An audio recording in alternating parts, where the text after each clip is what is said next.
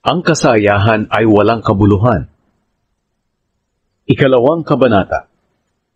Sinubukan kong magpakasaya sa mga layaw ng buhay, pero nakita kong wala rin itong kabuluhan. Kamangmangan ang sobrang pagtawa, at ang pagpapakasaya ay wala ring kabuluhan. Sinubukan kong magpakasaya sa pag-inom ng alak.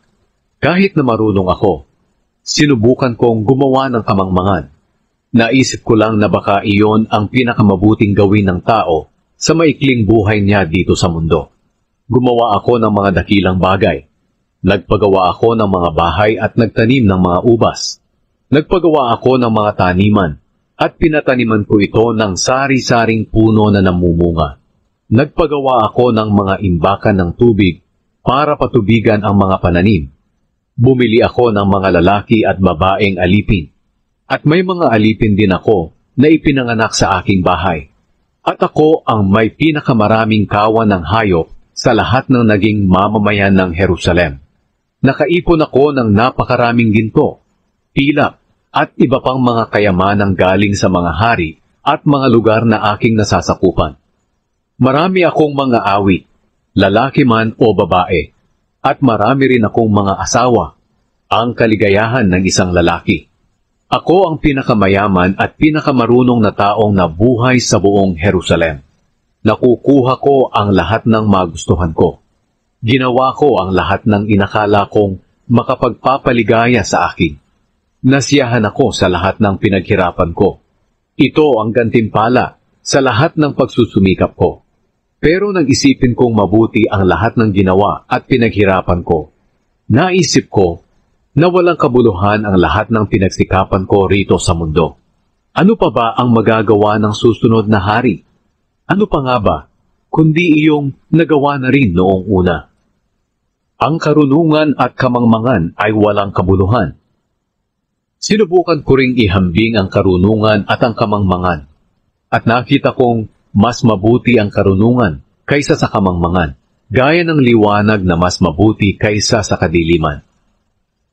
Alam ng marunong ang patutunguhan niya, ngunit ang hangal ay lumalakad sa kadiliman. Pero nalaman ko ring pareho lang silang mamamatay. Kaya sinabi ko sa aking sarili, ang sinapit ng mangmang ay sasapitin ko rin. Kaya anong kabutihan ang mapapala ng pagiging marunong ko? Wala talaga itong kabuluhan. Lahat tayo, marunong man o mangmang, ay pare-parehong mamamatay at makakalimutan. Walang kabuluhan ang pagsusumikap. Kaya kinamuhian ko ang buhay, dahil kahirapan ang dulot ng lahat ng ginagawa rito sa mundo. Ang lahat ng ito ay walang kabuluhan, para ka lang humahabol sa hangin. Kinaiinisan ko ang lahat ng pinaghirapan ko dito sa mundo, dahil maiiwan ko lang ang mga ito sa susunod sa akin. At sino ang nakakaalam kung marunong siya o mangmang? Maging anuman siya, siya pa rin ang magmamay-ari ng lahat ng pinaghirapan ko ng buong lakas at karunungan. Wala rin itong kabuluhan. Kaya nang hinayang ako sa lahat ng pinaghirapan ko rito sa mundo.